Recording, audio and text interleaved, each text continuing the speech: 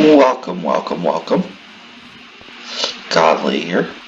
Hope everyone's doing well. Hope everyone enjoyed their first week of the new decade. Today's video, I'm still hanging out at Port Atlantis. Yes, I am still here. Main reason I'm doing it is because I want to be very thorough. Give everyone as many options as possible. And today we are actually going south of Port Atlantis, which, nice view here. We're going to go for a little swim. Because what a lot of people, especially when they're first starting out, don't realize, there's actually mobs in the water. There's not just land mobs. There's actually air mobs too. You'll get to them a little later on in the game. But there is actually water mobs. So, we are going to work on some Razortooths today. Now you notice I just popped a pill. It was just for the auto loot because, well, to be honest, I'm lazy. Now I'm using the Barbarella. Again, trying to stay consistent with using the starter pack items. The fun part about the water is you can't drown or anything, so you have can hang out here for really as long as you want. And these Razortooths are very easy to kill, even early on. But they can be quite dangerous. When you first start out, if you ever have to go into the water, whether you're jumping between land masses or whatnot, they can kill you quite quick. So keep that in mind whenever you see it on your map here, them pop up. I'm gonna have to do this underwater, because even at the surface, I'm too far away for the auto loot pills. Huh. Now when it comes to the water animals, water mobs, there's a couple of them. The Razortooths are the first ones you'll come across. I believe there's also Leviathans. I haven't personally come across those yet. With a name like that, they cannot exactly be easy.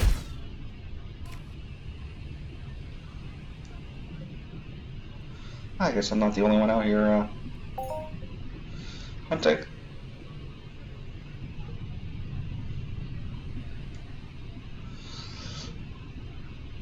I'm trying to find unique spots for you guys, and it's not entirely unique, but it is good because, as I discussed in the previous video, when I was going after the bristlehogs, there are Codex challenges for these guys, which means you can get extra skills for doing stuff that you'd be doing anyway. So, and free stuff is the way to go. If you can get skills for free, you might as well. And again, using the Barbarella, it's part of the starter pack. And because my skills are a little higher, I do have the gun maxed out, so I am killing these fairly quickly. But even early on, you should be able to kill them in 3-4 shots tops using the Barbarella. If you use one of the TT weapons, it's probably about the same time frame. It's not terrible. But there are certain areas where these things become very plentiful. They're almost like piranhas. I think that's what they are implied to be. If you look at them, yeah, they kind of piranha-like. And the gains are pretty good, considering you will have to kill quite a few of these. As you can see, I've killed only 10 of them right now, and barely went up. Yeah, it's not even giving me a 0.1% on each one.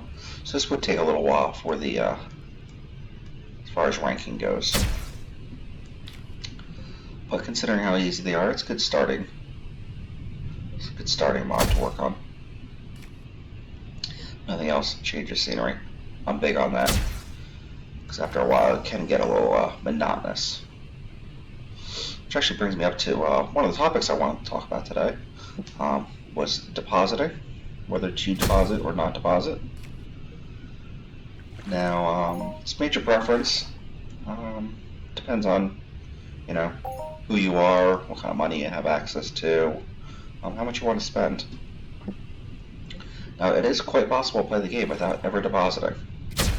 Got to make that clear. That I know there's a few people out there, even large people, who've done, the game without depositing. Because you have things like, sweating, collecting fruits, stones, whatnot, and turn around selling it. There's also people who simply trade all day. Buy low, sell high, and they're able to make a profit, allows them to keep playing the game. Now, I personally, I do deposit. I'm not gonna lie about it. Not gonna be try to hide it. Every payday, put a few bucks in. Kind of like if I were to go to GameStop or something and try to buy a game. They're 50, 60 bucks. If I drop 20, 30 bucks here, that'll last me quite some time. So that's how I get my enjoyment out of it. Because if you try to go the free route, like I said, it is possible. It's just slow. You won't be able to do nearly as much as often because you'll be spending so much of your time sweating, and it is a very time-consuming process. I intentionally have not done a video on it because there are numerous videos on how to do it, what to do, where to go. But because I'm not a big fan of it, that's one of the reasons I haven't done a video for it. That might change. If you guys do want to see a video, I will do it. I'm not, morally opposed to doing it or anything like that. I just don't, I think it's too much time is required for very little return. I'd rather spend a few bucks just to, be able to actually enjoy the game. Because after a while, it becomes so monotonous and repetitive. Makes you not want to play the game. If you have to, log in just to do sweating, it kind of takes away from the fun. It's a game. It's supposed to be fun. Oh, there it is. So yes, I am very much for depositing. Not saying, blow a paycheck on it or, mortgage your house for it, which I'm sure if you're playing this game, seen other videos for this game, there are people who have mortgaged their houses to, make purchases. Now those are, exceptional stories with exceptional results. It's not something that happens to everyone, and I certainly would not encourage it unless you are very much into playing the game and looking at this as a huge financial opportunity. As I said, I do deposit. If nothing else, it helps me buy, the weapons and ammo that I use, once I get to the next level. There are other options, like I said, that, are cheaper, potentially. But I don't want to sacrifice time for, a couple bucks. I think spending 20, 30 bucks and it'll last me, a couple weeks. That's a nice little trade-off.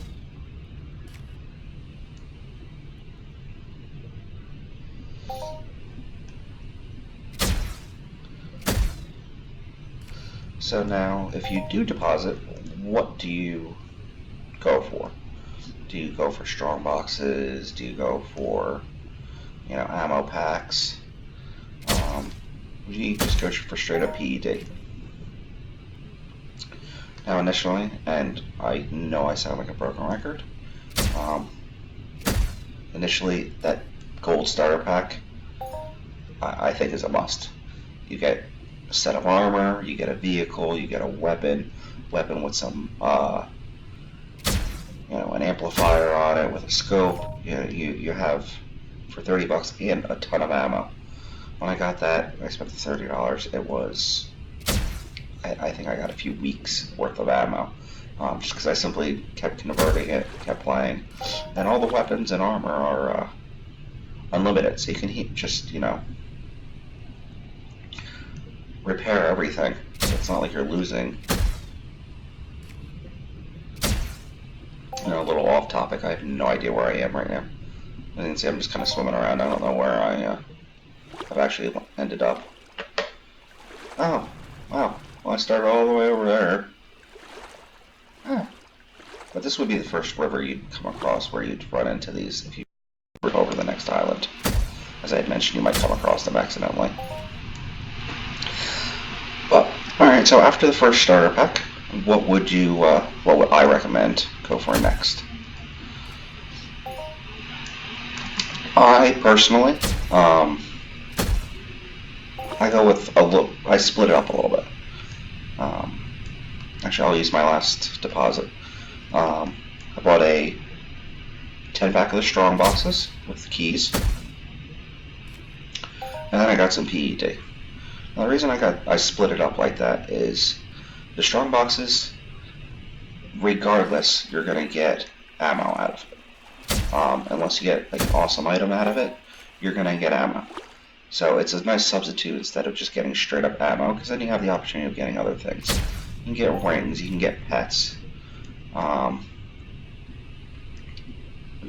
countless other things that I'm just drawing a blank on at the moment. But as far as, bang for your buck, I'd rather take the risk of only getting ammo on it if I know I can get a ring or something that I could probably turn around and sell for several hundred PED.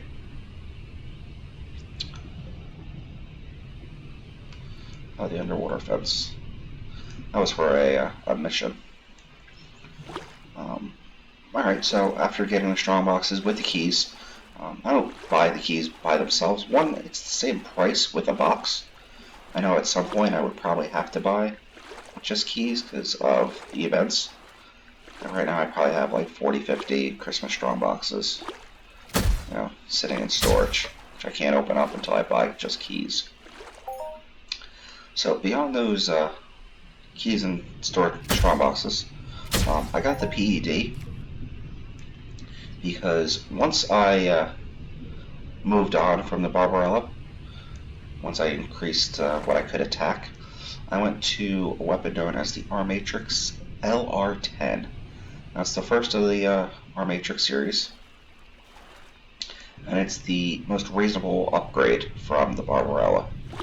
It is a limited weapon, so you can't repair it, so that means you will be spending, buying multiple weapons.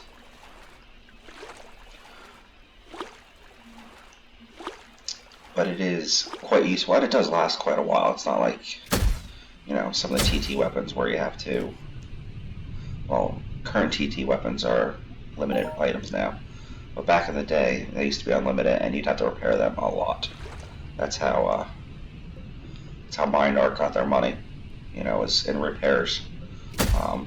Just a little, I don't know if it's kind of a secret or just not really talked about a ton, but that's how Mind Art really makes their money, is on decay and repair. The more, if you spend the time to repair items, that's how they get their profit, as well as the decay.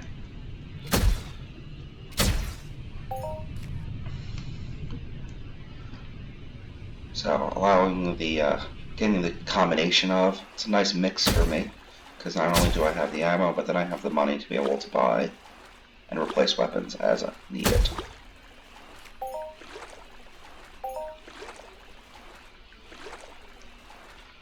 Now, another advantage of having the PED in the game is when you decide to buy better armors. I also use it, every time I make a deposit, I buy a few shares of the Crystal Palace Landeeds.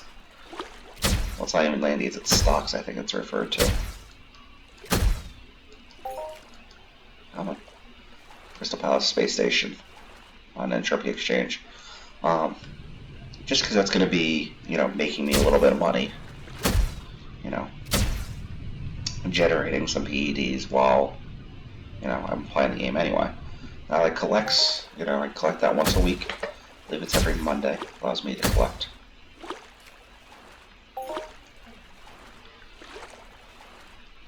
But it's an investment, because if nothing else, I can have, say 20 shares. If I have that for a year, That's 52 weeks of me getting, you know, some dividends off of it. And then I can turn around and still sell the socks. So that's 52 weeks of profit, and I can still sell the base asset for, my original investment, if not more. Maybe potentially less. Of course it is a gamble.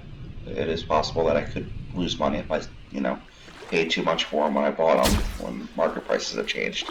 But I have a feeling that those prices are just getting started. They are, it's a guaranteed revenue stream, just like the Calypso land deeds. It's an established property that has established, revenue streams of itself. So that's something else I do use the PEDs for, and the reason why I do deposit, Now, if you were to take the time and, sweat a couple hours a day, maybe get a few thousand, sweat every day, turn around and sell it, once a week you might be able to buy a share of the Crystal Palace. Now, again, I think that's a lot of work for a very little return, but if you are, really can't afford to make deposits, really can't, afford to, really spend that much money, even if you only spend a couple dollars. I mean, the shares right now are, 18 PEDs, so it's less than $2 a piece. Or you're just, opposed to depositing, which is fine. That's a game. Everyone plays it their own way. I'm cool with that. I just think it'll take a long time to really see any results if you go that route. It is possible, like I said, there are players out there who have quite a bit of stuff and have never deposited. I think Serial Overdrive is one of them. If I recall, he's not a depositor. So shout out to Serial. Hope you're watching it, or at least at some point watch it. But yeah, I believe he's never deposited. He's been playing for something like 13 years. So, it's certainly a lot of time to be able to acquire items, but it's proof that it is possible to play without depositing. But as I mentioned earlier, there's been people who have, auctioned off their house, or mortgaged their house just to pay for, something on here. Come to think of it, the one that's coming to mind is for Crystal Palace. The original owner of Crystal Palace, I believe, he mortgaged his house for like $300,000.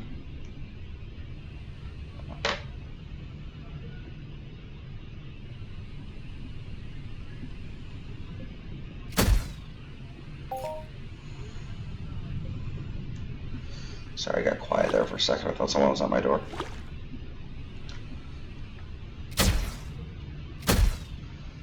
So I hope you're enjoying the video. I'm going to keep this, fairly short. We're almost at 20 minutes. This would take quite a while to rank up. Probably just as long as the Bristle Hogs were. And I don't want to keep you guys for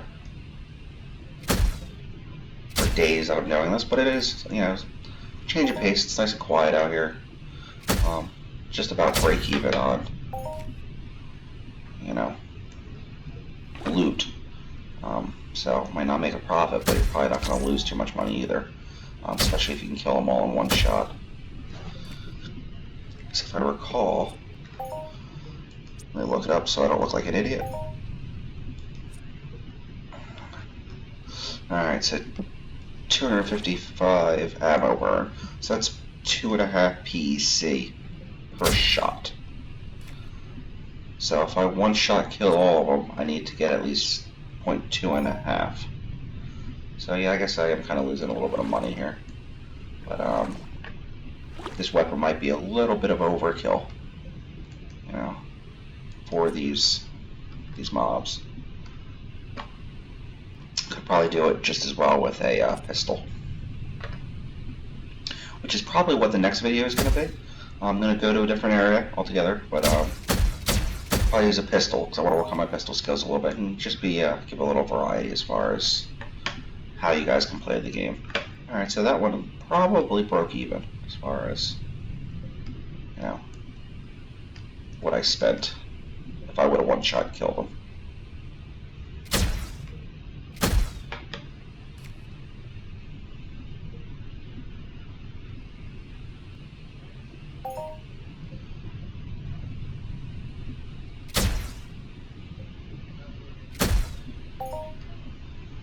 Yeah, that one I didn't do. Get crap.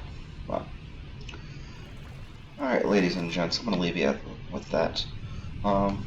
If you liked the video, please comment and subscribe. Let me know what you think. Again, if you didn't like the video, you can still comment and subscribe. You know, I like the feedback. I want to know how I can make this better. So, hope you enjoyed. I will talk to you guys soon.